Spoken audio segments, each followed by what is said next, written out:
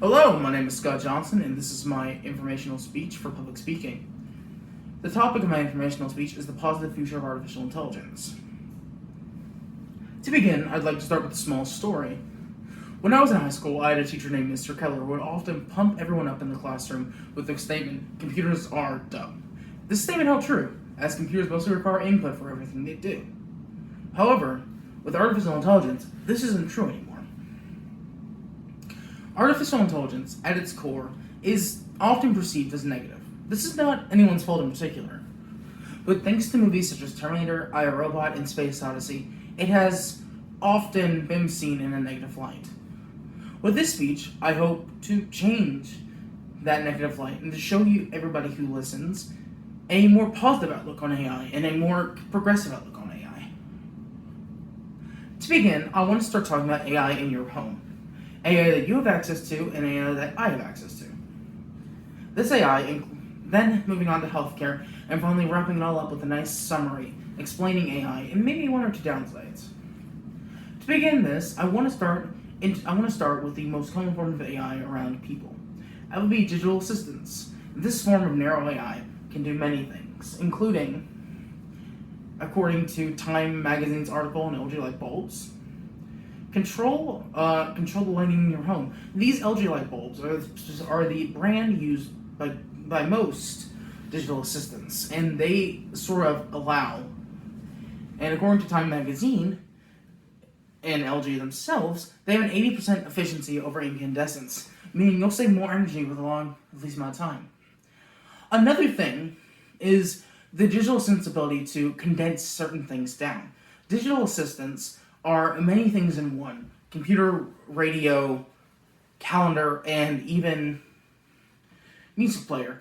Speaking of music players, according to a statistic by Statistica, MP3 player sales are down significantly from 2013 to 2018, 2013 being the actual time of the Amazon Alexa's release. A coincidence? Perhaps. But still, it definitely had an impact in the later years.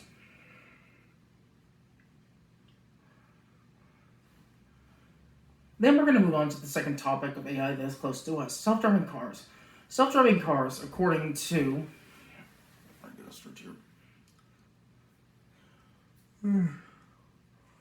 According to the article that self-driving cars will change the city, self-driving cars have the possibility to reduce the number of vehicles on the road at the same time and reduce the number of vehicles parked alongside the road.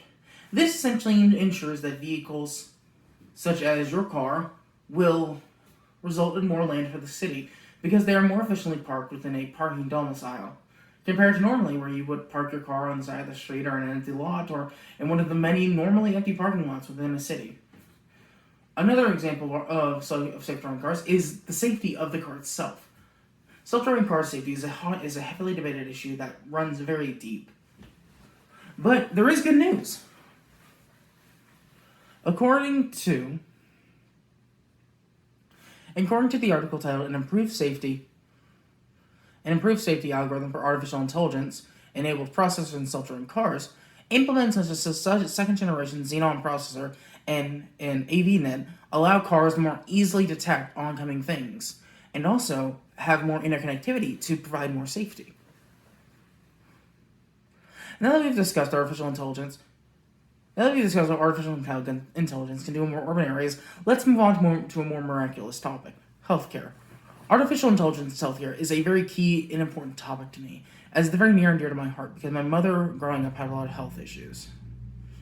Let's begin with a statistic by Cancer Statistics. Did you know over 1 million people a year are diagnosed with cancer? It's a sad statistic, but it's still mostly a statistic, and with artificial intelligence, that number could go up, and not in a bad way. But the more people that are diagnosed early, the more help we can provide. Same with the disease such as heart disease. Heart disease is the leading death of men, women, and other ethnic groups in America, and thanks to an article titled Artificial Intelligence in Healthcare, insight on this, I have learned that we can actually catch these diseases before they happen using AI. With heart disease, it's cardiac images, and with cancer, it's actually just It's actually just assisting in the diagnosis of it. It's an amazing technology, one that I think we need to share and spread. Another really good use for artificial intelligence in healthcare is for seniors. Seniors are often a largely ignored portion of what we do in life. We don't often think about seniors when you think about healthcare, but I chose to because, once again, it's a very near and dear connection. My grandmother had recently had a stroke, and because of this, well, she's, to summarize, become best friends with the Alexa. It provides companionship when we're not there. According to the article titled 5 Ways Artificial Intelligence is Affecting the Senior Living Industry, it also uses sensors and monitoring devices to perform more accurate detection and prevention of potential risks in the physical and mental health of seniors, which generally increases lifespan and makes everyone happy. No one wants to see their grandma suffering. To finish up and to sort of review, artificial intelligence is a great tool that we have at our disposal. It is a skill and a tool that we plan to use, be it in our life, in healthcare, and it is something that we cannot stop. And I hope that me doing this assignment has really enlightened you on this topic.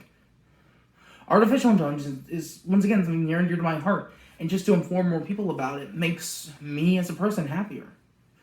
Anywho, thank you all for checking into my speech. Please be gentle in the peer review below. I'm kind of rushed this a little bit. I have a lot of information, not much time. Goodbye.